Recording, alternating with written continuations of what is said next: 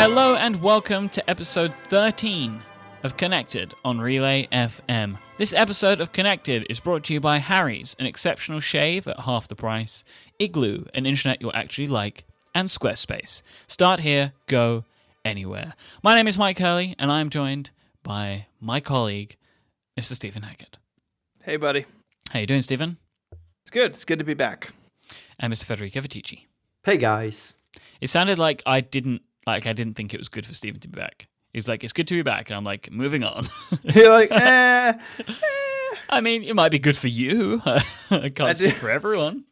I do have to say, so I listened to the show. You are that listener, then. Yes, I just the one. And I really have to say, I really feel like my part of the show being the follow-up. Yeah, that was Shepherd. really awkward. Yeah, it really fell down without me. So. Oh, and how much follow-up do you have this week? We have 2 points. But okay, so about as much as we had last week. The second so you're one is back really with good. 2 pieces of follow-up. I actually think I had more than that last week. One of them That's is just not one really piece a comeback, Stephen. that, well, you know, Federico, sometimes you don't come back with a rock album. Sometimes you come back with an EP of some soft songs, and that's what I'm doing today. Don't call it a comeback. Follow up, Please. Follow-up. I can't follow up because it's about myself. And someone wrote in all capital letters, "Explain yourself." That wasn't it from last week. Stephen, why did you buy an iPad Mini 2? Explain yourself. Wow. Because you talked me out of an iPad Mini 3. So I don't know. My wife's iPad 4 seemed really terrible, and so I gave her my Air, and I went back to the iPad Mini. And I realized that I really missed the size, so I've been using it a good bit. And I got one with Verizon access again, because once you have LTE on an iPad, you don't want to go back to a non-LTE iPad. So yeah. Do you think that you are really enjoying it, or you're just having like that iPad honeymoon period that you always have whenever you change your iPad? Is a really good question. Did you know, Stephen, that you can get work done on an iPad, just like a Mac? You can also write your verse if you want to. Yeah, I can show you workflows if you want. For writing my verse. I am an iOS power user, Stephen. I've heard that rumor. So tell us, Stephen, what's your verse? Follow-up. We have the best piece of follow-up in the history of all podcasting. If you look in the show notes, which, Federico, where could the show notes be found? Yeah, see, last week I had these instructions for the show notes, and it really my goal was to tell people where to find the show notes, and as a result, we got this nice piece of follow-up. So people can use your web browser. You need to give enough a web browser now, so people could do this again. Okay, so fine. You can use either Opera or Classilla. Classilla is a browser that's still being developed for macOS 9. So I know. Yeah, see? Actually, a new build of Classilla was released a couple of weeks ago. How do you know about that? I've never even heard about this. That's the stuff that I just know. I had a link in the newsletter, so yeah, because it was interesting. So if you use Opera or Classilla, you can go to http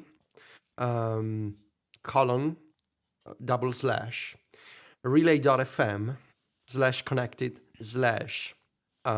the numeral, which is 13. Oh God, is it 13? Yes, it is 13.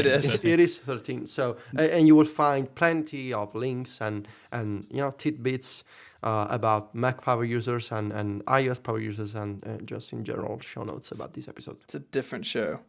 I was on that show. Myke is a Mac power user.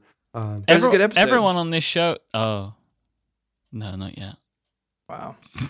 So we had a listener send us 5 screenshots of our show notes in Netscape Navigator, and I put them on the Relay blog. And I have to say, doesn't look that bad. I was really surprised. It looks better than IE6. So our site is basically unviewable in IE6, by the way. But is it? Yeah, I don't ask care. Me how much I care about that. Do not care at all. I don't either. I guess if we wait just a couple of years, these screenshots may as well pass as a flat design or some sort of minimal theme for the website.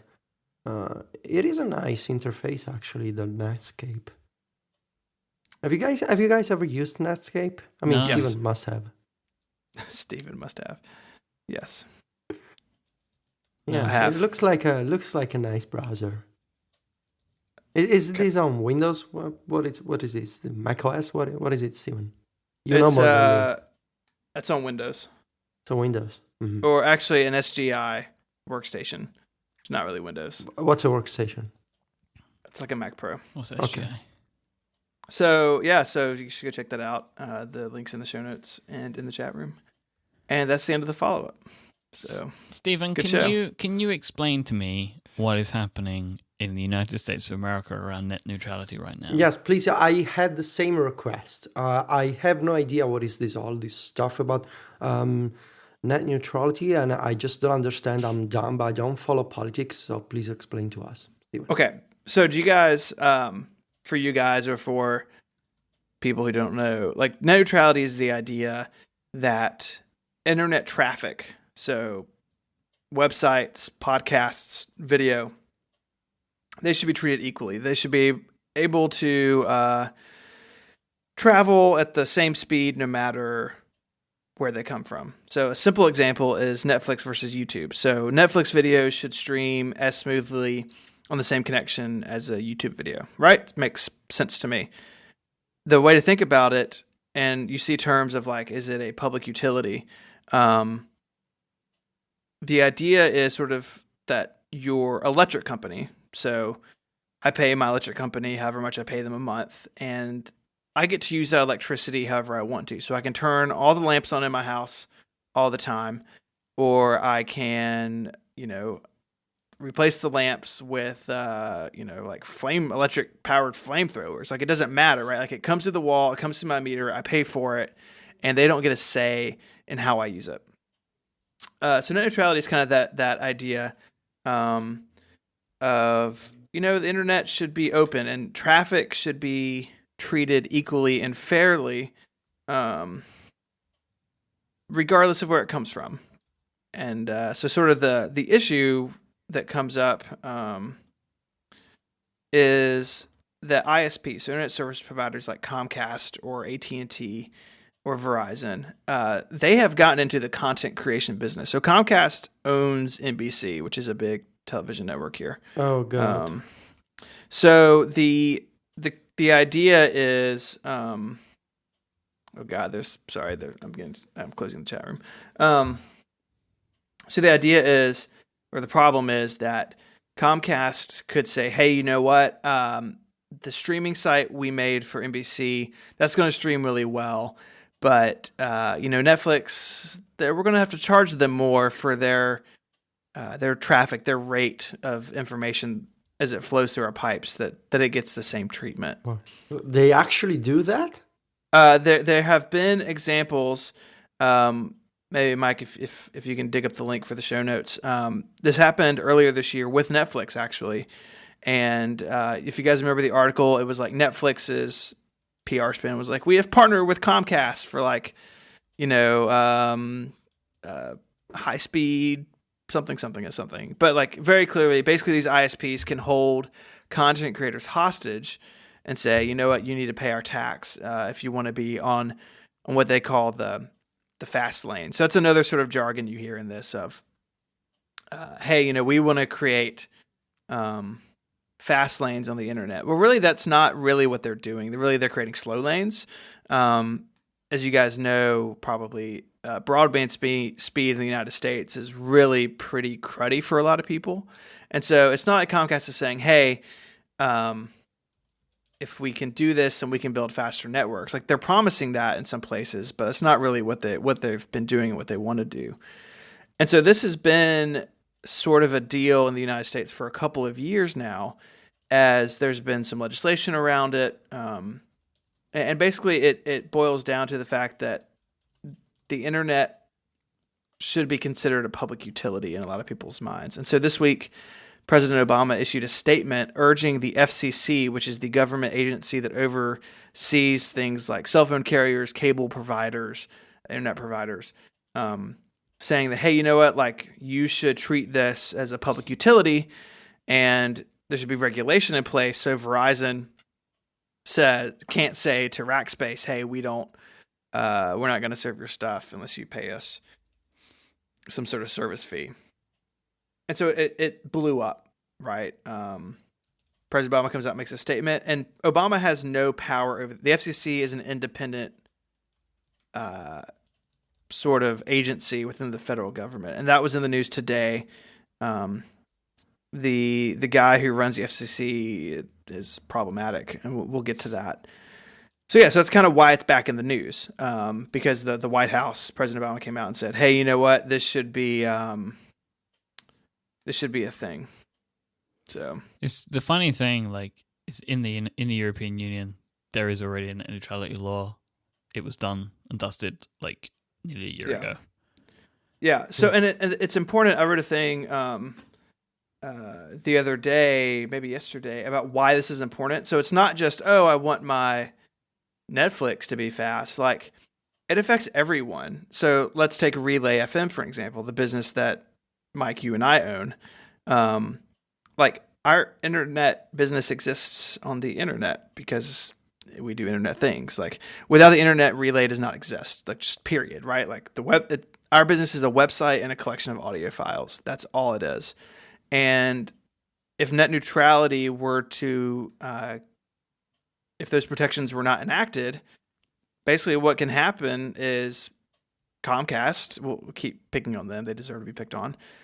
It's like, hey, we don't like Libsyn, where we host our audio files. And if Libsyn can't play ball with Comcast, then maybe our shows are really slow to download for people on Comcast, or maybe they're unavailable completely. And that's a big problem, right? Because we are a company, like, we're in business to make money and to create content that people enjoy. And we are dependent on the internet being there, just like every business is dependent on electricity coming through the wall. It's the exact same thing. And it's scary, right? It's not just like, oh, you guys have a fancy podcast network. Like, I work at an agency, we build websites for a living. Like, it could put our business in jeopardy if, like, sort of the worst case scenario were to play out. It's you not gotta good. send Comcast a check. Right. And, like, what if we can't do that? Because like, Myke. Yeah. It's not good. Not good. And so it's really scary. And it's not like, this is not like doom and gloom, like, oh, this could happen. Like, internet service providers are evil companies. Like, there's no way around it. There's some links to the Verge articles over the last year or so, with these sort of like traffic deals between Netflix and these ISPs.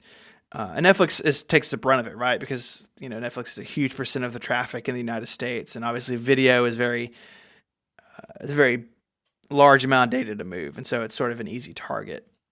It's, so yeah, that's kind of, does that kind of make sense? I mean, that's a pretty rough explanation of what's going on. I have a question, Steven. Yes, sir. So, a few months ago, my Italian carrier, which is Telecom Italy, had this promotion that for €2, I guess, like a one-time fee, it allowed me to use the Twitter and Facebook apps without consuming any 3G traffic. So I could, as long as I used the official Twitter and Facebook apps, so not Facebook Paper or not third-party Twitter clients, just the Facebook and Twitter apps, I wouldn't consume any data. Is that wrong? Because it was a pretty good deal for me, honestly. Right. So that's kind of the flip side, right? Like, you have the sort of the hellscape scenario of you can't see Netflix, or you can't download Relay shows on Comcast, but you can on Verizon. That's the other side of it, right? Is that there's the potential for partnerships between ISPs or cell phone carriers, which really are mobile ISPs, with like messaging services or websites. And that's sort of like the other side of it, is there is money to be made there.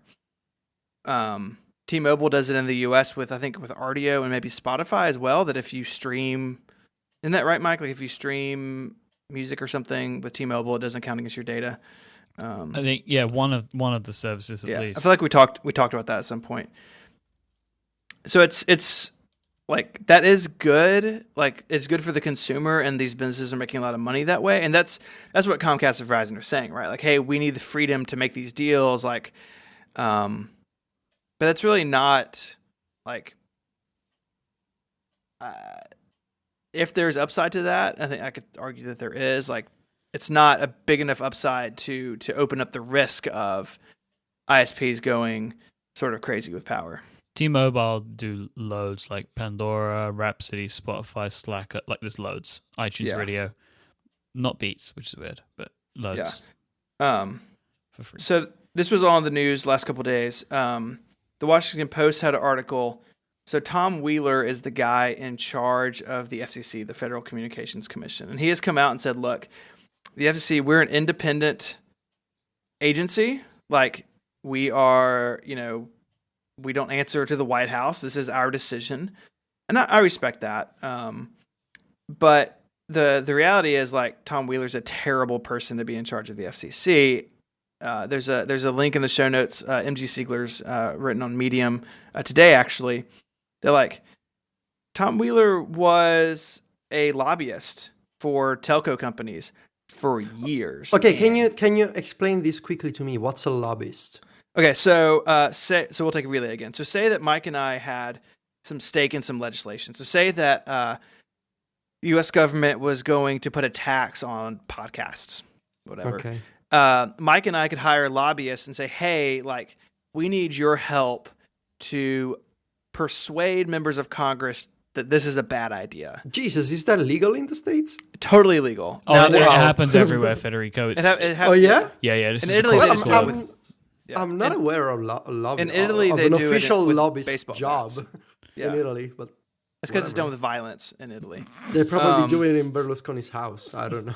Right. And so you have this weird tension, as Slade 401 says in the chat room, that, like, okay, Obama hired Wheeler for this job, which was a huge cluster, like, not a good hire.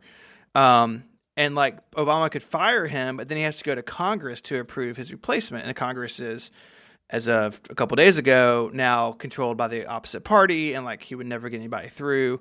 And so it's this super, like, Obama says, hey, we should have net neutrality, but, like, he can't make it happen.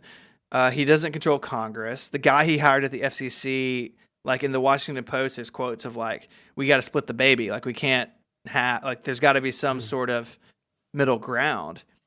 And, like, there's no upside in that. There's no upside in it for small businesses. There's no upside in it for individuals. It's only upside for internet service providers, for these huge, almost monopoly-sized companies that are just squeezing, all the money they can out of their services. So what do you mean when you say they persuade people in Washington to pass or reject legislation? Do they do they offer dinners or they pay them? Okay. So they bribe them. Pretty much. But there's legal ways that they can be bribed, right? They can give political contributions. Or they can just give cash and nobody ever knows about it. Or checks. Yeah. So a good example of this, I'm trying to find the link, but in Tennessee and a bunch of other states, there have been votes up or down about municipal internet service providers. So the city of Chattanooga in Tennessee, where Bradley Chambers lives, they have basically city-funded, city-run internet, and it's like gigabit up and down, like it's crazy fast. And there's been opposition to that at, like, the state level of government, which is just complete BS. And a lot of those people, like, have taken, like, if you look at their records of, hey, I'm running for a campaign, or have a campaign, and you look at their donor list, it's their internet service providers, right? It's like you have Comcast helping you pay for your campaign, and then like they scratch your back, you have to scratch theirs by snuffing out municipal internet service providers, or by saying, "Hey, you know what? Net neutrality. It's it's really terrible. shady. It's the worst. Like, it's the number one. Like I really believe like the massive amounts of capital that are infused into the state and federal government. Like that is what powers so many of these bad decisions. That and like, I'm going to tread lightly. I don't want to turn this into more political than it is, but like Senator Ted Cruz is like, it's the Obamacare for the internet. And it's like, like that's the stupidest thing anyone has ever said. Oh yeah, that guy sounds dumb. He is. But there's like wrapped up in all of this is that there is a political system in the United States that is fueled by basically hatred, right? Like two sides don't work together, and like we're not going to fix that on our little podcast here. So, but it's all wrapped up in this, right? Like that you have this very serious legislation issue that is muddied by the fact that like the president really can't make the decision. The guy he hired was a bad hire, and you have a Congress controlled by the opposite party that like he can't go to get things done. So like I don't know if what's going to happen with it. I feel sorry for you guys. Like, yeah, are you sure you don't want to come to Italy, Steven? Hey, your balcony looks really nice. Yeah, I mean it's really huge. Could I bring my 3 children? Yeah, my wife. Yeah, I mean you can help me with testing apps, doing workflows. This is just like one of those things where the unfairness. Wait, are you making me your butler? Yeah, a little app, a blogging butler. No, this is just one of those things to me where it's like the unfairness of it to the average person just makes it seem like it shouldn't happen. Like it couldn't happen, but yet it's happening. Right. Like it just feels like, how is this? Like, obviously it's not, but how is this right? Like how is this okay? And like just there's so many things that are screwed up. Like I mean, one, I question why Obama's doing it, and why he's doing it now. I mean, I know it's not a re-election thing for him, right? Because he's only second term now, isn't he? Yeah, he's done. So I don't really get why he's doing it. And or if he felt this way, why didn't he do it sooner when he maybe could have affected some sort of change, right? So when he could have changed the leader of the FCC, which also doesn't make any sense. Like how has he got no say in it, but yet he can appoint someone? Like there's so many things that are wrong. I don't get it. And I shudder to think what our email inbox is going to look like over the next couple of days. Yeah, I think people who listen to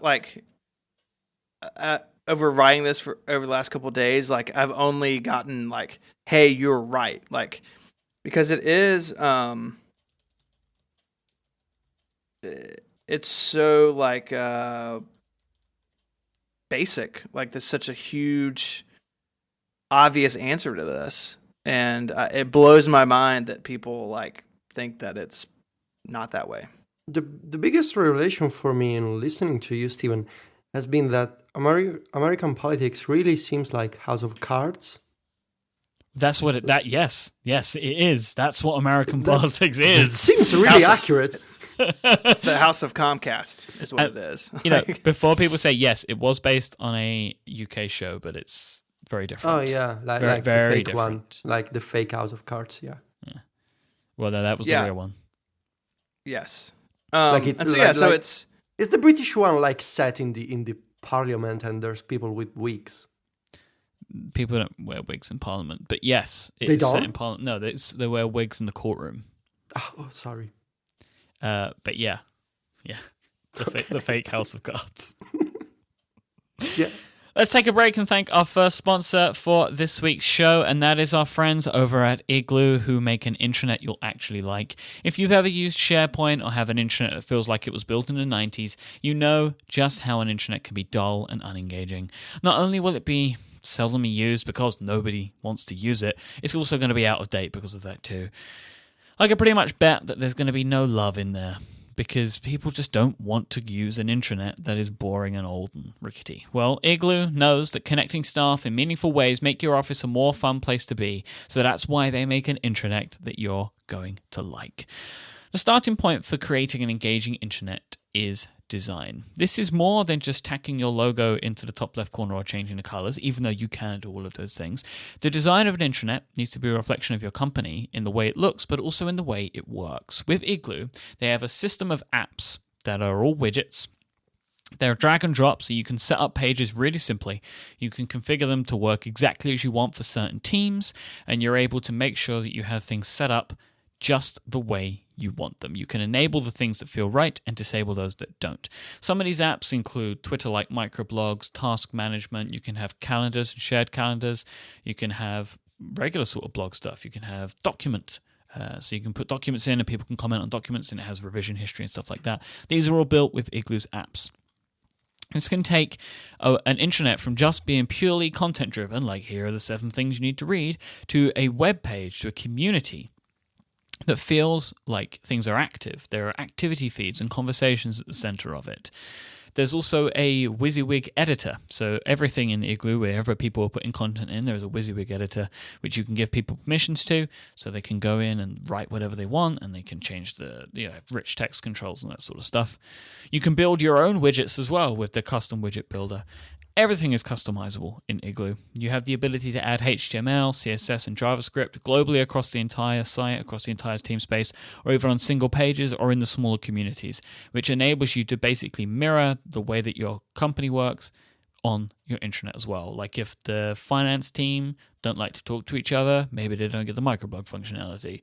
But if the IT team have a softball team that they have, then maybe they need a shared calendar. You get where I'm going with this. Igloo is super awesome. It's free to use with teams of up to 10 people. And you can sign up right now at igloosoftware.com/connected. Thank you so much to Igloo for their continued support of this show. We love you, Igloo. So what's next? YouTube. Yes. You heard of this website for videos, Myke? I came across it in 2006 when a guy called Chad Hurley, no relation, sold it to YouTube, along with Steve Chen and Chad Hurley. That's where I first came across it. No relation to me, the other guy. Steve. Yeah. Stephen Chen. Yeah. Mm-hmm. Mm. I will. Chen. So what is this? What is happening on YouTube? Okay, Myke, do you want to explain, because you're more I guess knowledgeable about Google than me? Okay, I thought he was going to say about this, and say we've read the same article. So I just saw this earlier today on The Verge, and just thought it should be brought up because it's a music streaming service, which is along with photos. Isn't there a photos thing that we need to talk about at some point? We did it last week. If you want. No. That's next week. Okay, that's next week. Next week. So basically, YouTube today have announced a music streaming service, but also just a bigger push into music in general. So this comes in a couple of different ways. So the YouTube Music functionality. So basically, what Google and YouTube are doing, they are trying to get more music and into YouTube, and they're trying to categorize it a bit better. They're setting up artist pages with discographies. They're like presenting all of the videos they have on a certain album and or completing them and putting all that sort of stuff together. So they're also in the apps on iOS and Android. There's now going to be a music tab. There's going to be home and music, right? So it's going to be split into those two things. So that's one part of it. So just YouTube trying to be more music focused. But they're also setting something up called Music Key. It's a paid service. It's $7.99 a month. It's currently invite only. And what this does is it removes ads from videos that you watch on YouTube, only music videos. $7.99 a month. Music videos will be removed. And obviously as well, this is going to be only the official music videos. But if you don't have the ads, then you may as well watch the official ones, whatever. There's going to be a subscription included to the rebranded today Google Play Music. So it's no longer Google Play Music All Access. It's just Google Play Music. It's launching in the US and in 6 EU countries. I've yet to find out which ones. So, yeah, I think that's it's pretty interesting. I think fine. More music services, great. I like that it's more than just a music streaming service. Obviously, they've got the Google Play Music stuff, which is the streaming service. But the fact that you can watch the videos. I mean, I'm not really like a big music video guy, but I guess for people that are. This is quite an interesting entrant into the into the fray. Yeah, so a lot of people actually use YouTube as their unofficial music streaming service. Like Yep. a lot of my friends, when they say, let me listen to a song, they open YouTube. And surprisingly, I've seen a lot of friends using unofficial YouTube apps to do stuff like background listening or like offline caching of videos. Because for them, they don't want to pay Spotify, they don't want to pay RDO, which is available in Italy. They don't want to pay; they just want to look at the video on YouTube. And also for other people like me, I pay for music streaming services. I like YouTube because it gives me videos and like live performances, demo tapes, other kinds of like remixes, stuff that I don't get on music streaming services or on iTunes. So even if it's not really meant as a music listening experience because it's a video, I'm not the kind of guy that really cares about headphones and I need to get this fancy equipment because I want to get all that bass in my songs. I just want to listen to some music, and YouTube is fine when you want to. I want to watch an Oasis concert, and I get the Oasis concert on YouTube. Now with this YouTube Music Key paid service, what's interesting to me is that they're doing it just for music, right? So you get the officially approved videos from an artist, and you can get an ad-free experience. You can do the stuff with background listening. You can do offline downloads, but this is just for the videos that you otherwise get on an artist's profile on YouTube. So it's not just any music video. That's what I'm getting, right? Am I wrong, Mike? Okay, so it's not just any music video. Okay, so if you go to a concert and you shoot a video and you put it on YouTube, I'm not getting that video in Music Key. No. Right? No. Okay, but if an artist says so to say you're not it's still going to be on YouTube, you still access it, but it's the idea of there not being ads there. So that's what the Music Key gets you on YouTube. And I can pretty much, it's only going to be the people that would then get money from YouTube, so it's going to be the official music videos. Yeah. Right. So this is interesting. Content providers. Yeah, the content providers. Directly. This is really interesting for me, and I actually signed up for Google Play Music today because I saw Casey Newton on The Verge. He said that if you sign up today for Google Play Music, you're gonna get the Key Music beta invite next week. So I said, whatever. I'm curious to see this stuff, and so I signed up, and I'm really curious because YouTube has this kind of exclusive content that you don't get anywhere else, especially the concerts and the all the other videos are really interesting for me. I'm not particularly a fan of Google, but YouTube is full of content. Basically, you get a lot of stuff that you don't get on iTunes or Spotify, and I mean, whatever. I want to check it out, And I don't know if people who use YouTube for free are going to pay for your Music Key because people have a surprisingly high resistance to ads on the web. But still, it's interesting. I don't know. What do you guys think? I think if Google Play Music, if their catalog is as good as everyone else's, then this is a no-brainer. As long as the app's okay. Yeah. Is it within the YouTube app? Is that... Or the video stuff's in the YouTube app? Yeah. The video stuff's in the YouTube app, but Google Play Music, I think, still has its own app. Yeah. I think it's really... Google Play Music has the app, but you're going to get a new music tab at the top of the YouTube app. Yeah, I thought that was just for videos, though. I didn't think it was for the MP3s. I don't know. I guess if you put the app in the background, you get background audio. I don't know. I have no idea. I don't know. Yeah, I mean, it seems like an obvious move for them, right? Because they have all this content that's being shared, studios put music videos on YouTube, on official channels. So why not try to make that experience better and bring some money in? I would bet though that I'm surprised it's taken them this long to do something, new. Honestly, Google must be giving a chunk of change to the content providers though, because I would bet they make more money from the ads than they would from a streaming service. Maybe. Because the Vivo ads, at least, they're non-skippable in most instances that I've come across. They're like 30-second non-skippable ads. Skippable. So, I mean, I would be surprised, because those ones are obviously going to have the highest CPMs, and right, that's going to be the huge benefit. Yeah. We'll see. I mean, I think it's interesting. I think it's interesting that this space seems to be hotting up. Like, I know me and Jason spoke about this on Upgrade this week, but like, there seems to be Taylor Swift is causing a bit of a problem at the moment for the streaming services.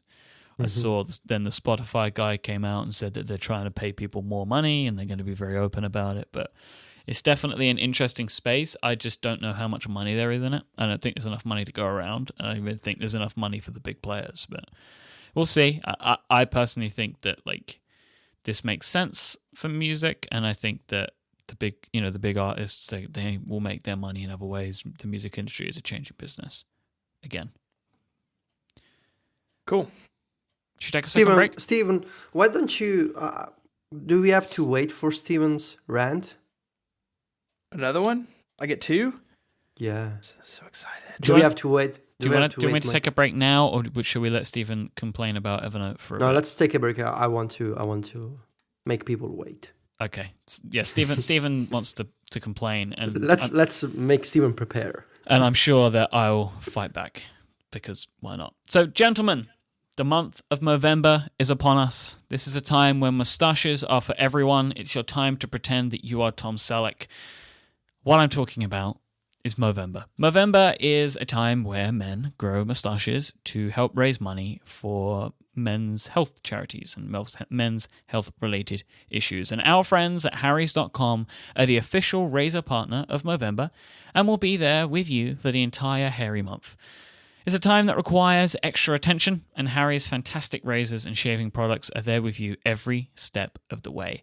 Whether or not you grow your mo, with Harry's, you can get an amazing shave and do good by supporting Movember's quest to fund research on important men's health issues. Harrys.com was started by 2 guys who are passionate about creating a better shaving experience for all men. They create products like razors and gels and foams that I am happy to hold and use with blades that are comfortable on my skin. These blades are excellent quality. They are the highest quality blades, and the guys at Harry's, they found a blade factory in Germany that they wanted to get on.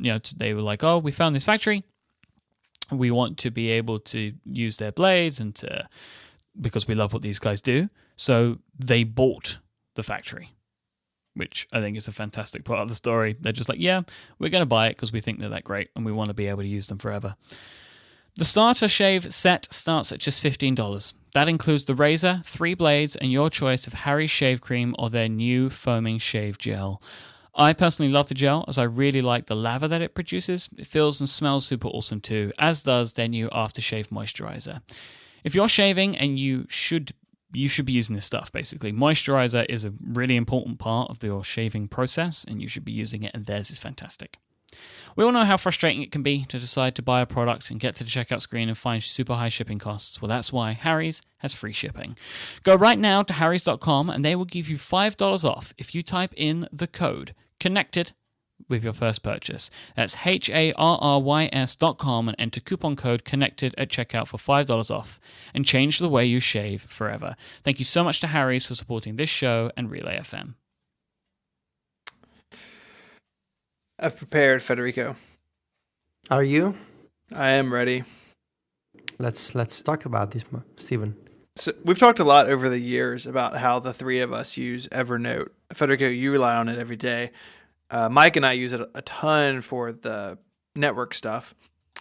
And they've done some things that I'm not in love with. And from the reaction I've gotten from these pieces, other people aren't in love with either.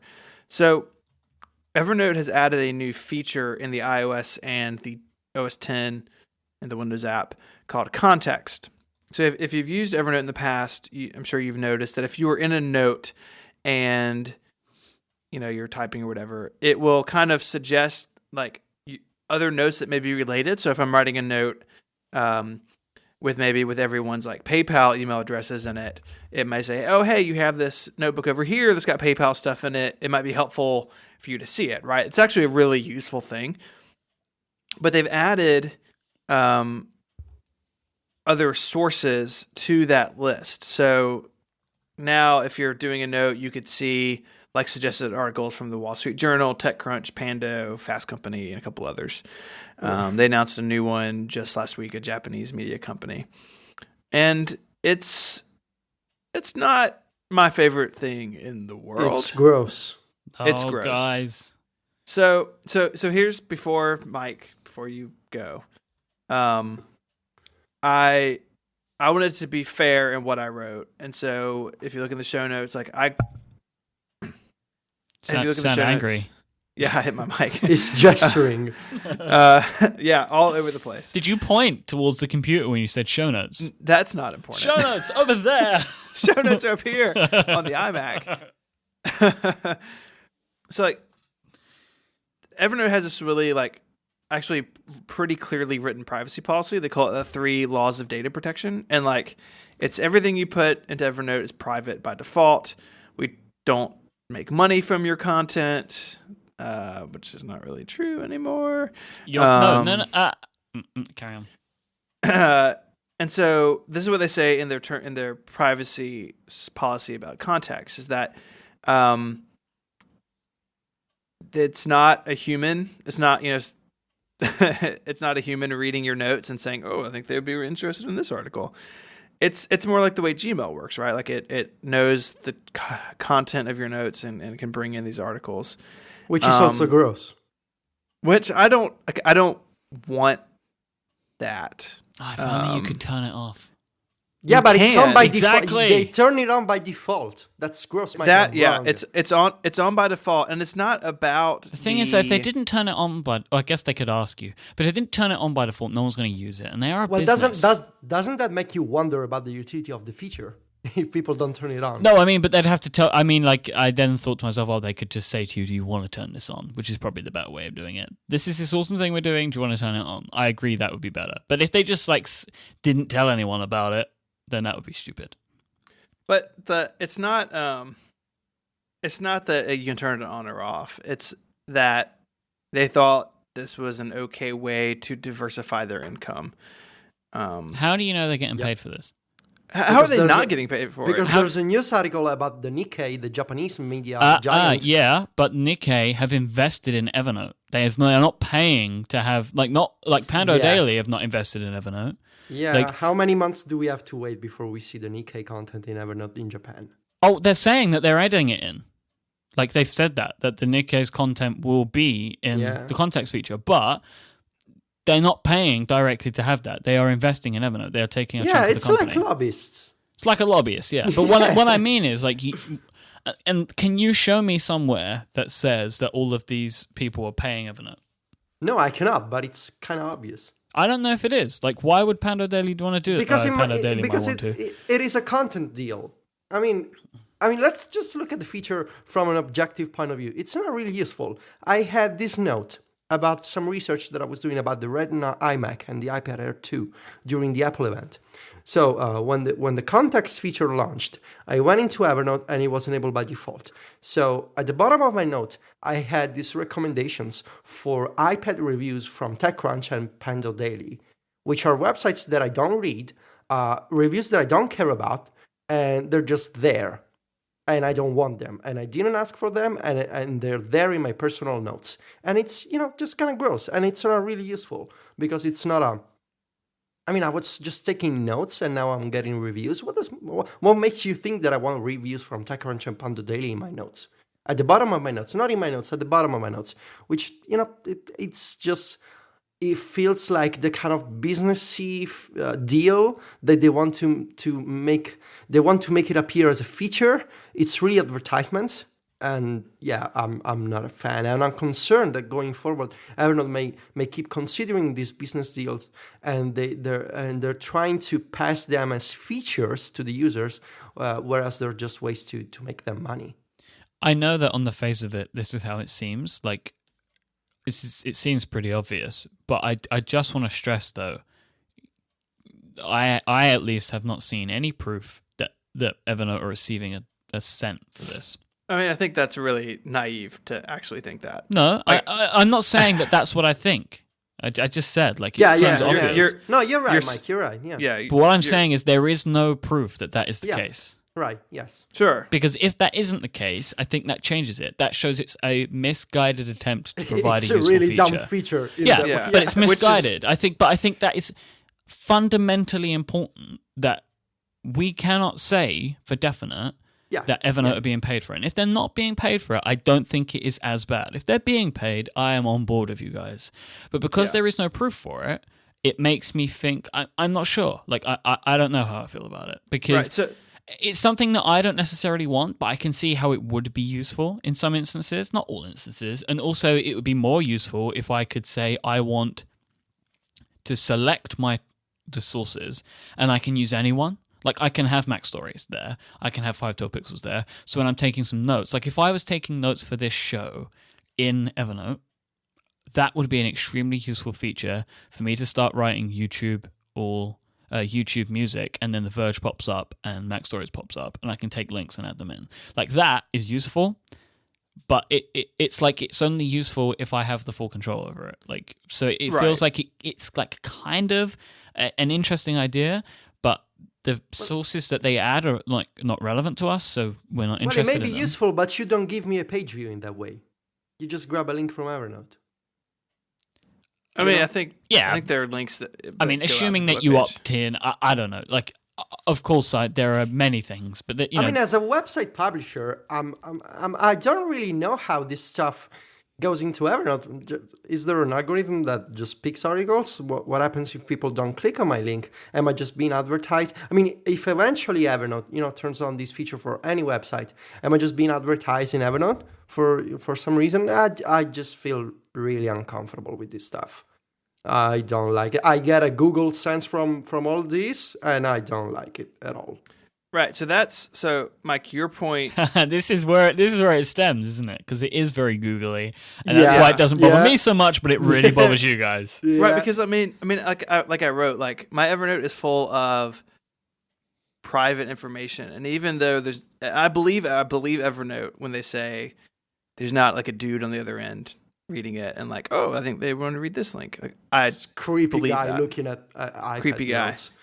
Yeah. Yes, this is the other thing why I think that you guys are being silly, but it's the same instance, right? That stuff doesn't bother me so much. Right. But it's an intrusion. I mean, Evernote for so long has said, we are not going to intrude on your data, and now they are. Because they're inserting content from other places, probably being paid for it, into, like, my work, right? Like, it was great when it was my notes because that was helpful. And I'm not discounting the fact that I agree with you. I think there is a use case for this. Like if you're doing research and you can be like, oh yeah, I didn't know this was an article, and it's really cool.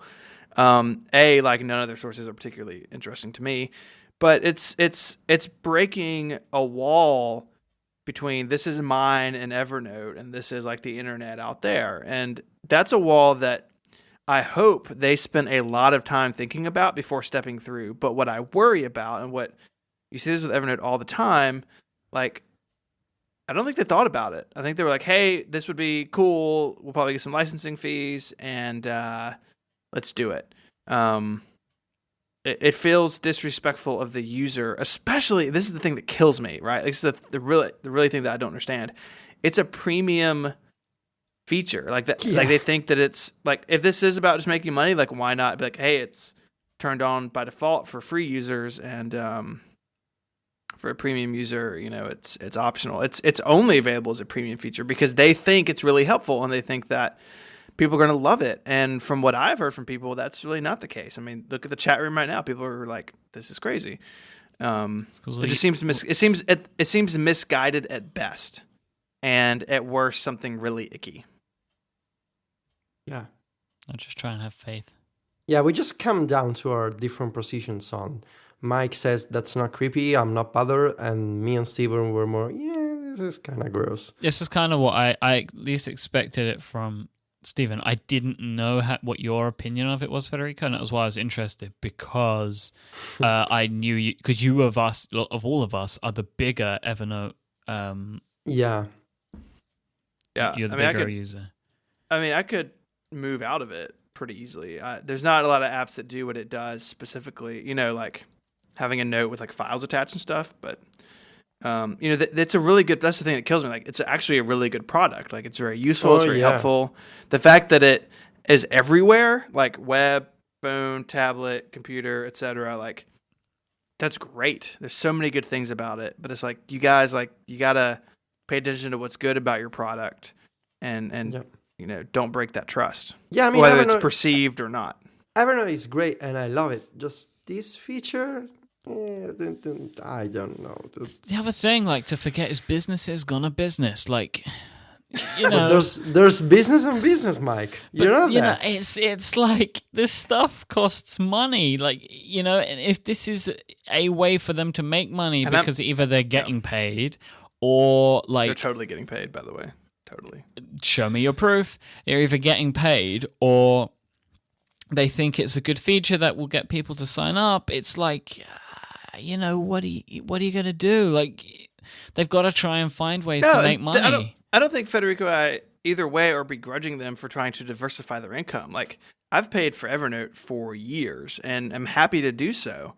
I think their structure of what's available for free and what's available for premium is more than fair. I think what I pay for them per month is low compared to all the use I get out of it. But if you're going to diversify your income, you have to do it in ways that don't take your core values and what you say you believe in and even remotely approach blowing them up. Anyways. So yeah, I don't know. My blood pressure is super. I would have thought of millions of different ways to build and enable this context feature. Look at the sources. It's not really that useful. I don't know. Oh, sick man, bro. I don't know. No, I'm not against those websites specifically. It's just like the scope of the websites included. Like, they're not really in-depth scientific sources or technical websites. It's just generic news. And with all due respect, when I do my research in Evernote, I don't, and I believe a lot of other people like me, I don't really need the tech news from TechCrunch in research. I don't know, maybe just me. With all due respect to TechCrunch and Pando and whatever other website is in, it seems really generic, What you probably don't need is obvious sources. Like, right. If you're writing a review and you need a TechCrunch article for it, if you didn't already know about that TechCrunch article, then it's probably the wrong. Do you know what I mean? Problem, yeah. Like, you probably already knew about those guys. So no, it's just it's on by default, and you got all these few websites, and you open Evernote, and it's just there, and you have no control over the sources. You don't know how articles are recommended. It's just to be fair, you can turn services off one by one. So like if you want Pando, but Matthew Panzarino cut you off in line to the bathroom, you can turn off TechCrunch. Like, there is sort of some control, but I think what would be really interesting is sort of how DuckDuckGo has like bang search, where I can search very easily a particular website. Google does it too, but it's a little more confusing. That would be really interesting. If say, hey Evernote, like, I'm writing, let me add a custom search parameter. So like for you, I'm sure you're the same way, Federico. I search my own site all the time for like, did I write about the PowerBook 180C? Yes. I can't remember. Yeah. Why would you remember? I probably. Wow, that cuts me deep. If it exists, I'll put it in the show notes for you so you feel better. I don't think I've written about the 180C in particular. Like, that would be really helpful. Like, okay, take this technology and like open it up and make it more interesting and make it more flexible and therefore make it more powerful. But that's not what they've done. Maybe that's where they'll go. I think that'd be a great addition for a premium user of let me have custom web search brought in. But to have it sort of like, hey, it's here and it's on by default, and like it's super janky to turn it off in the OS X app. You actually have to go to the web to do it. Like, it's just not really well done at this point. So, anyways. So Myke isn't bothered. Steven kinda is. I am. So welcome to Connected, I guess. One last quick, very, very quick point. It is kind of crazy to me that Google hasn't already done this. What do you mean? Google Keep? No, in Google Docs. Oh yeah, Google Docs. Okay. Well, I think like there's not ads in Google Docs either, because I think that Google understands that things that happen in Docs are like sort of off limits to them. Yeah, so that's why I just find it crazy that even they haven't Google done it. understands. Yeah, I guess that's pretty bad, right? That's not a good. Yeah. That's not a good yardstick to measure yourself against. Has That's Google what I'm done it? gonna say. No. Then we should do it. Yeah. And you can do like add-ons, and you can do stuff in Google Docs. Like you can, like, the source is a pretty popular one. There's some stuff you can like bolt on to Google Docs to make research and sort of this stuff a little easier, but it's all off by default, right? And Google's not like, hey, look at this thing we shoved in here. Like, there's sort of a holy of holies once you're in your Google Doc where you can't come in and do whatever you want. I think that's that wall I was talking about. So anyways, Yeah. Myke, let's talk about an awesome internet company. Squarespace. Yay. Yay.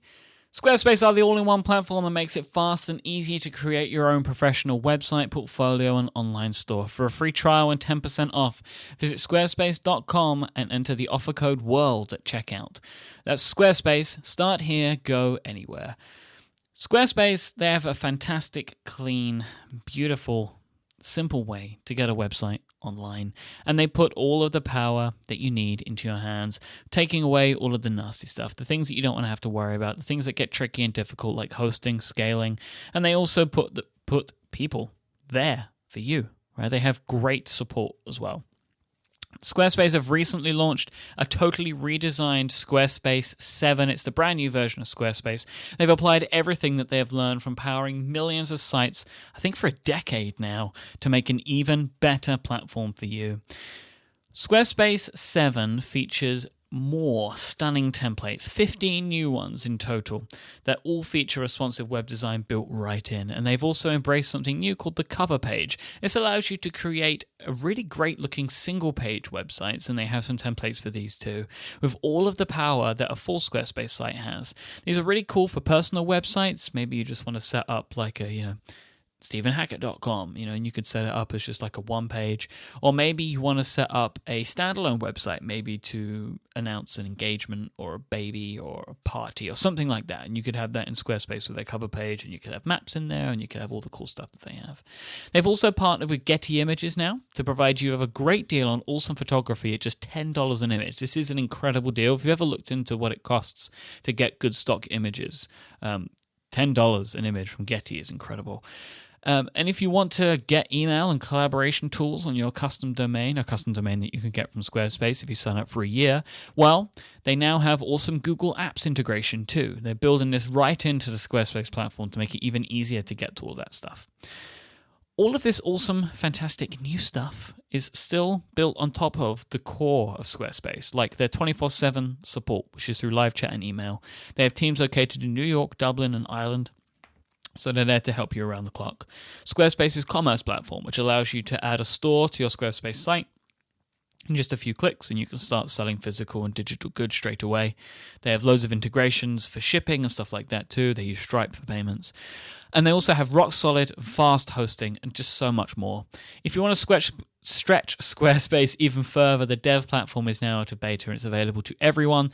And they've added even more functionality to allow you to do things that you've never been able to do before with Squarespace. Squarespace plans start at just $8 a month. If you haven't tried them out, now is an absolutely great time to do it. Or maybe you tried them out before, you didn't like it, well, go back in and try it again. I'm sure you're going to love it. Go to squarespace.com. You can sign up for a free trial. You don't need any credit card to do this. You can just sign up right there, and you can just try it out. You get a full trial. And when you decide to sign up for Squarespace, make sure that you use the offer code WORLD at checkout. Not only is that going to get you 10% off your first purchase, it's also going to show that you heard about Squarespace from us and that you want to support our show, and we will love you for that.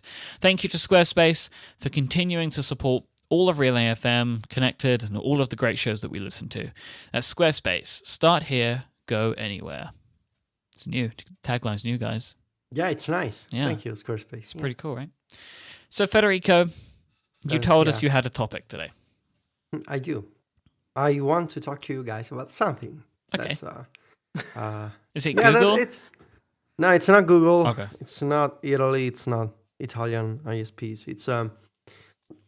It's about software preservation in the age of the App Store. So this is a topic that I've been thinking about for quite a while. I've always been fascinated by the idea of keeping stuff around for, for reference, but just for the future, I guess. And I've been thinking and reading a lot about software preservation, about video games, about old software from really old computers, and I've been thinking also about the App Store. So I've been writing Mac stories since 2009, and I've seen and I've tested and I've reviewed and used a lot of apps. And going back through the Mac Stories archives, a lot of those apps are not around anymore. Like, they don't exist anymore. And that got me thinking, a lot of apps are released every day, and people talk about them, people use them, people enjoy them, whether they're apps or games. And then maybe after a few years, those apps just die. They disappear. They're no longer on the App Store. You cannot buy them. You cannot find them anymore in your computer because maybe you use the App Store on your device to download an app. Maybe you replaced your phone. You don't have the old phone around anymore. So that app it doesn't exist anymore. Effectively, it's nowhere to be found. And other times, maybe you still have the original app around, but it's unusable because of for instance, of an API change. Because maybe the app depends on some kind of online infrastructure that no longer works. So the app maybe crashes at launch or doesn't show you anything. So because I'm a big believer of the fact that software as something that is made by humans is a form of cultural expression. I wouldn't say art in the sense that a painting is art.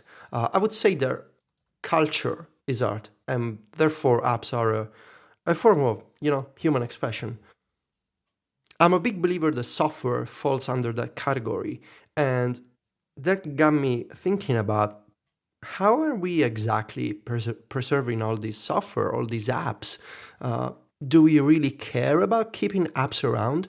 Do we care about remembering apps and the people who make them? Is this just a problem for me?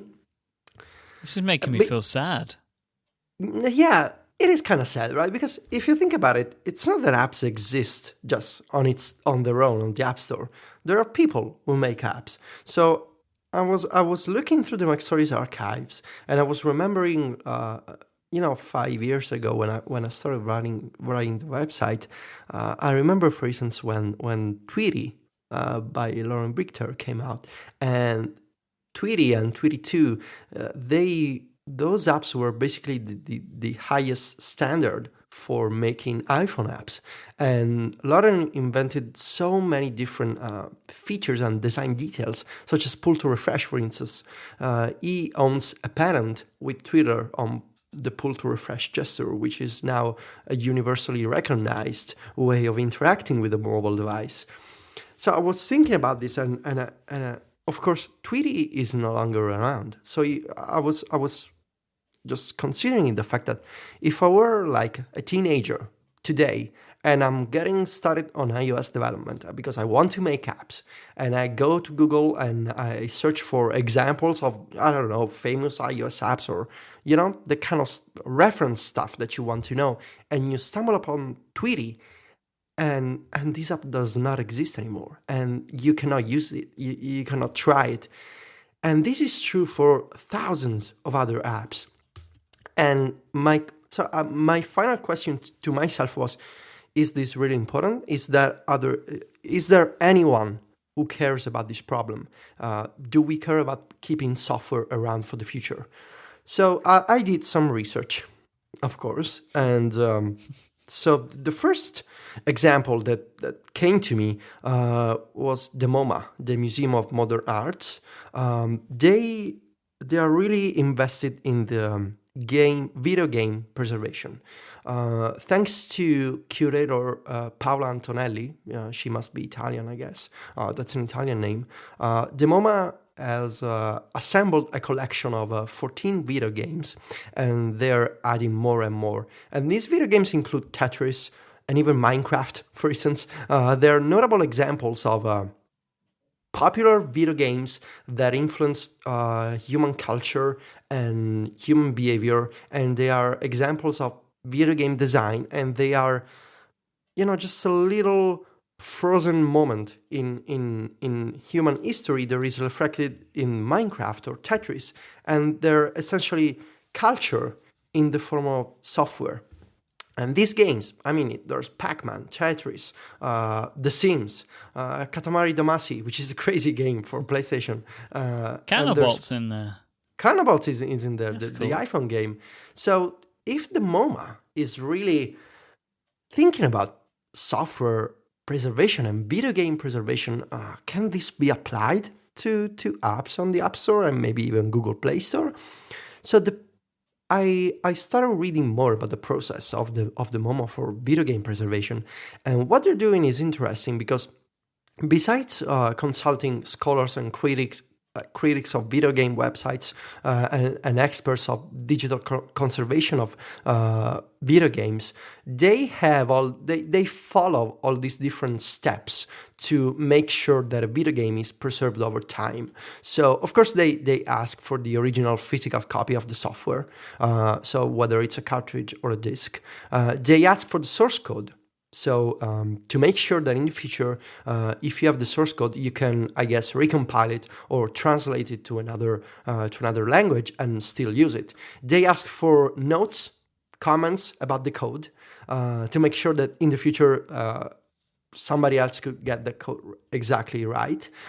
They ask for an interview with the creator of the video game, and then they try to understand the best way to display that kind of game, whether it's a multiplayer game, so you need, the original console and multiple joysticks, or maybe it's an iPhone game, so it's a really quick game and you can just have an iPhone on a stand inside the museum and let people play.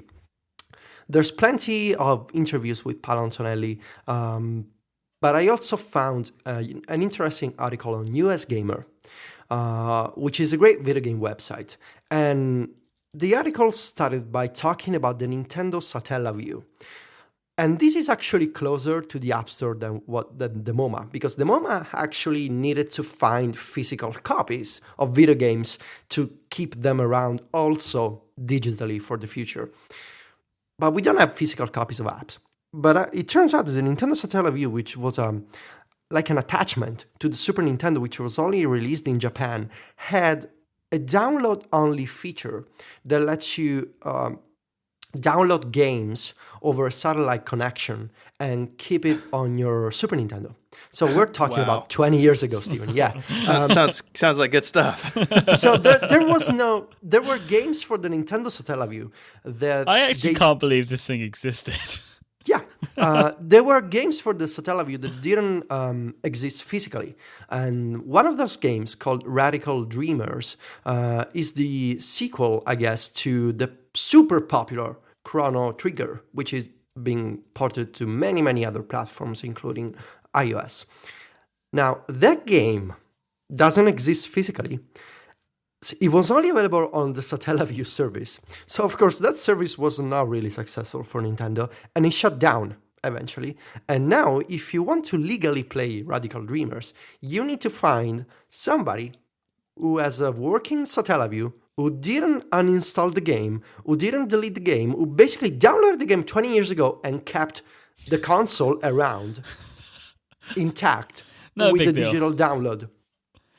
So, in this case, the MoMA approach doesn't really work, right? Because it's a piece of software that it's on a not successful console that is not available physically. You cannot probably find the original team that made this piece of software. And now, if you want to play this legally, and if you want to keep it for the future, you need to rely on emulation. So I also started reading about emulation, and can we maybe keep software around in in an altered form that lets you play the original game or use the original program, just not on the original hardware. And of course, I stumbled upon the Internet Archive, which is an awesome nonprofit organization that wants to, as the name suggests, archive the internet. And among the various initiatives of the Internet Archive, which I really recommend donating to, there's two that I want to focus on. The first one is the Console Living Room, which is a collection of it's an emulator system for web browsers. So it's a combination of the MESS, is the name, MESS emulation system that the Internet Archive came up with, combined with JavaScript that lets you emulate older games in a web browser. So there's many different consoles supported by the Console Living Room, and some of them I never heard about before. Some of them I know about, like this, like the Game Gear. There's a bunch of, I guess, of Atari stuff. So you can have these old games today in a web browser. And there's also the Internet Archive software collection, which is, I guess, a software library is the definition, that gives you access to a lot of weird old stuff, like, of course, computer programs, CD-ROM images. There's even an archive, Stephen. I know this may get you excited. There's an archive of old FTP websites that are no longer on the web. So there's like an FTP archive of the old Atari.com server that you can download as a zip file on your computer. It's like 20 gigs. Yeah, I mean, like this isn't just games. Like this is not just games. It's websites. Yeah, it's tons programs, of stuff. Like it's of software stuff. Yeah. Right. Documentation for old software, various multimedia kind of projects and files. A lot of different kinds of software. So after reading about the MoMA, we have a couple of articles in the show notes. After reading about, there's even what is called as a software preservation society, which is, it's not like a cult. It looks like a legit website. They even have a Twitter account. Are you indoctrinating us into this cult right now? Is that what you're doing? No. Okay. They have a Twitter account. There's been I also got reading about this conference from last year called Preserving Exe, such as the file extension, which was a conference at the Library of Congress about this very topic of preserving software. After reading all this stuff, I went back to thinking about the App Store. So Apple has a few. We need to mention a few facts about the App Store. Apps can be downloaded on your computer as IPA files, and Apple has a DRM system in place, which is Apple FairPlay, which is used across the iTunes Store and App Store for music, movies, and just about everything that Apple sells digitally. Which is important to mention because in the future, if you want to play Apple software, App Store software on a device, you need to account for the DRM that Apple has. So I try to imagine a scenario for the future, and this is where I want to talk to you guys about. So I'm sorry for the long introduction, but I felt that it was necessary. Eventually, the apps that we like are going to die. They're going to be unsupported. They're going to break. The APIs that some web-based apps use are going to disappear or are going to be replaced, and there's not going to be an update. Apps depend on people. And when people stop caring, apps die. And this is not ancient history. This is not about FTP websites. Even apps and games from the App Store of a few years ago, they have disappeared and they are no longer around. And you cannot download them. You cannot play them. You can talk about them. You can read on websites. You can read all the reviews. And those apps were made by people. But those apps are no longer around. So you can talk about them and you can say, yeah, it used to exist, but now it doesn't exist anymore. And this really bothers me. I don't know why it bothers me, but it feels strange to me that something used to exist in the age of the web and the App Store, and now it doesn't exist anymore, and nobody has a backup copy and nobody has an alternative. So you can just talk about it, and it really bothers me. And I wonder, and this is my question to you guys. Do we care about this problem? Is it a problem at all? Or is it just me and maybe those other weirdos like me at the Library of Congress and the Software Society? Do we care about this problem? Is there a solution for the future? Do we need an organization like the MoMA coming up with solutions to emulate apps and games from the App Store era to make sure that people in 20 years can say, hey, look, this Lauren guy, he came up with some pretty sweet solutions for scrolling a timeline. Is it something it means you're getting older, is what it means. Is it something that matters in your opinion, or is it? I'll ship you an old power book, and you'll know how I feel. I think it does matter, especially. I think a lot about this about like what we create. So like Mac Stories, 512, Relay, like the stuff is only around as long as we pay our hosting bills, and then it's like maybe web archive, maybe archive.org picked it up, but probably not. It's definitely something I spend time thinking about and pondering, and not so much in the app space, although I think that's important too, because our industry does move so quickly. Things like Lauren's pull to refresh, like that is a huge deal. Like, I mean, you cannot overstate how big of a breakthrough that was, and its adoption and the way Twitter handled it legally and all that good stuff. And it's like, you kind of don't know where you are in history without knowing where you've been. Like, that's one reason I really enjoy like old Apple hardware and software. And I come across this, I don't boot up my old Macs as much as I used to, but like the same thing, or like, oh, I need some like random Mac OS 8 point something CD to install this. And it's like, I cannot find it.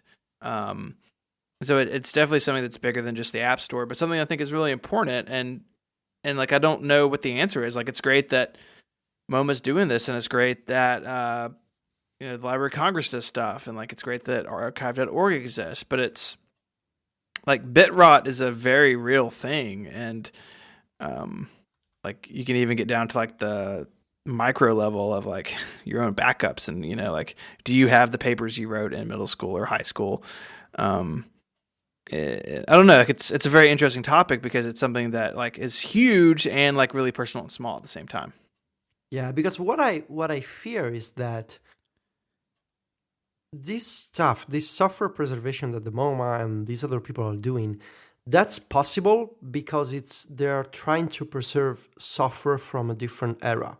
Because today we have millions of apps, and I fear that it is technically and impossible to preserve all of this because it's just too much, and because software moves quickly, and because the games and the programs that these people are trying to keep around, they didn't have updates, they didn't have an app store, they didn't move quickly. It was a static, I would say, piece of software. So it's easier to keep around and to say, hey, look what I saved.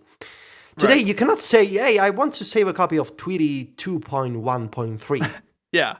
Right? Like, the App Store is going to override it, or your iTunes library is going to explode. Or like what you run into with like old Macs as well. Like, even if I have the software, that doesn't mean I have the hardware and the OS to run it either, right? Like, if something only runs on, iPhone OS 2 and 3, and like you don't have a phone that can do that, it's like, well, cool, I have an IPA that I can like open and like poke around in, but I can't actually do anything with it, which is a whole nother, like, it's one thing to like collect and archive, another thing to like keep around for actual use. That's a wholly different like level of pain and suffering.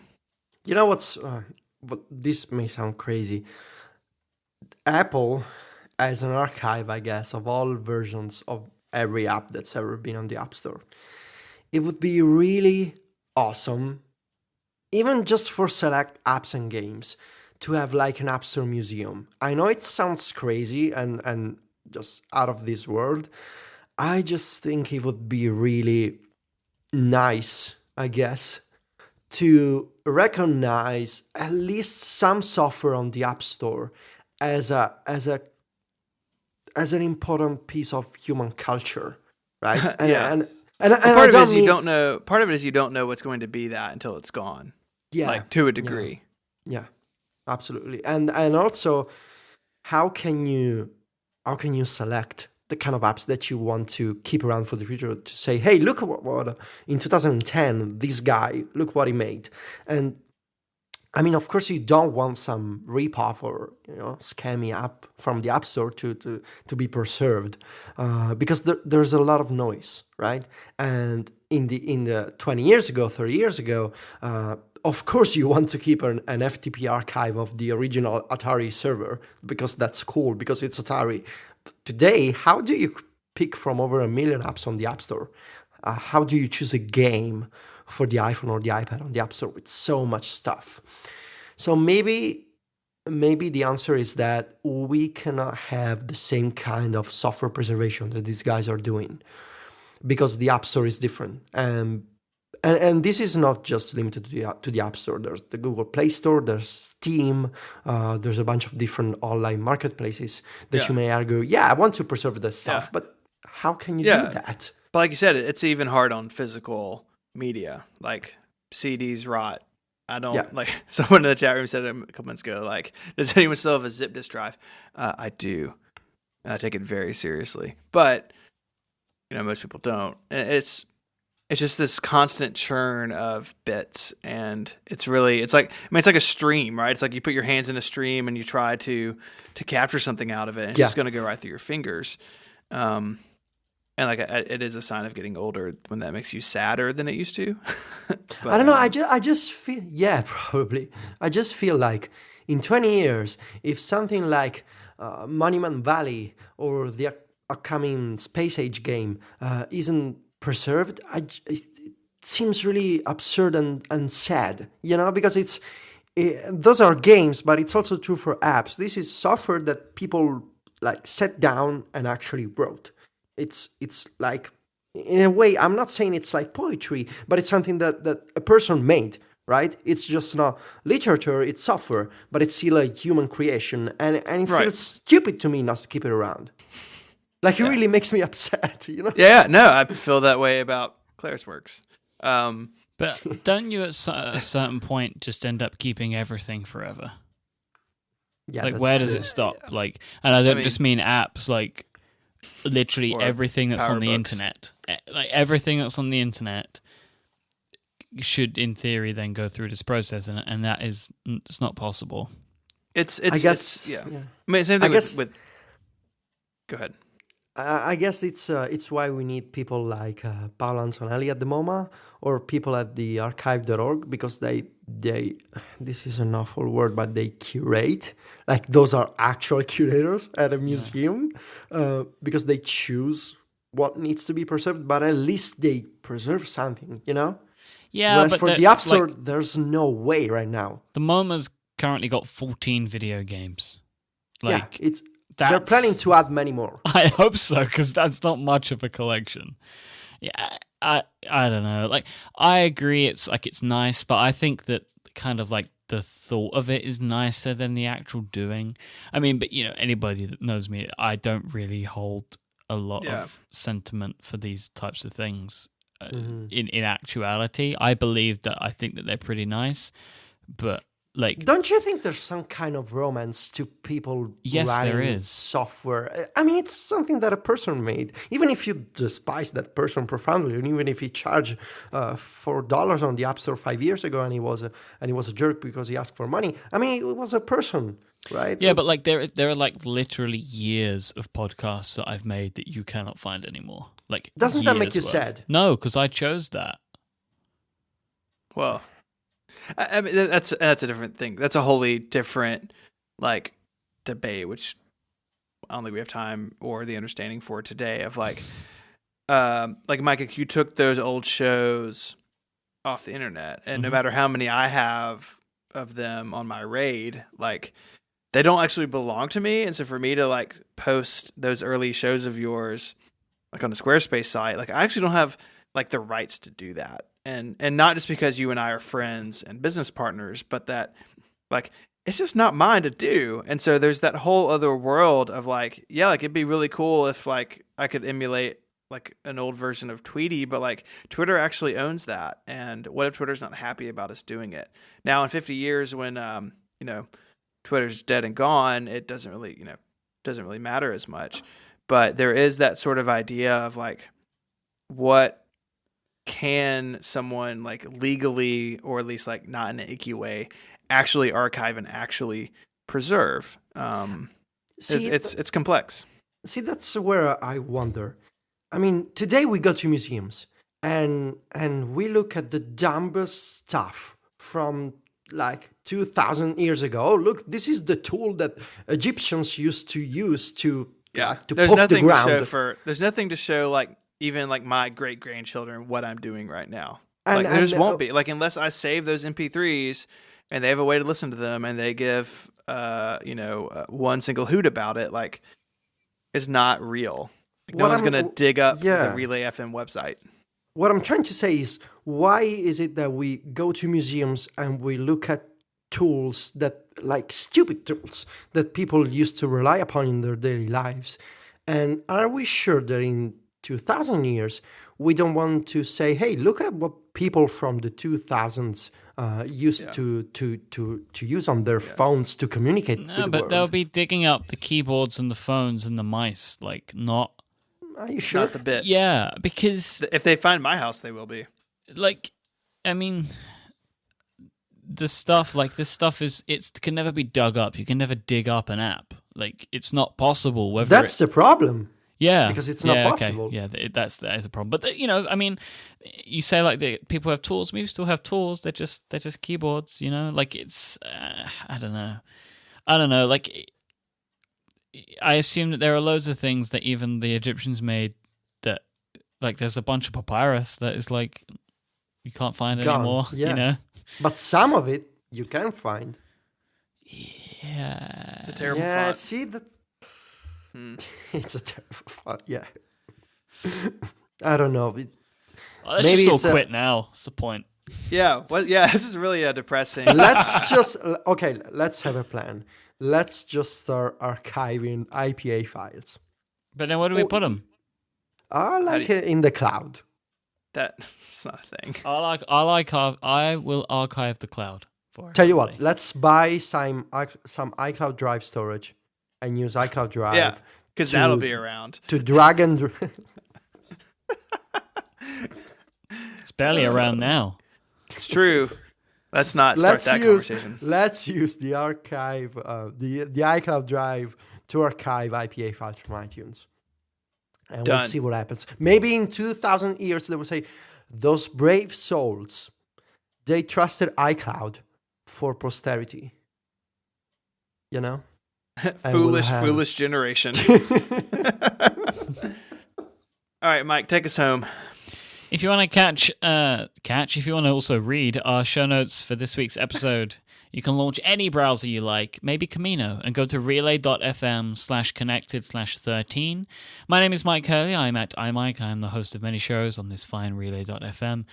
I am joined, as always, by Mr. Stephen Hackett at ISMH. He writes at 512pixels.net, and Mr. Federico Vitici. He is at VITICCI, and he writes at macstories.net. Thanks again to our sponsors this week, Harry's, Igloo, and Squarespace, and we'll be back next time. Say goodbye, gentlemen. Arrivederci. Adios.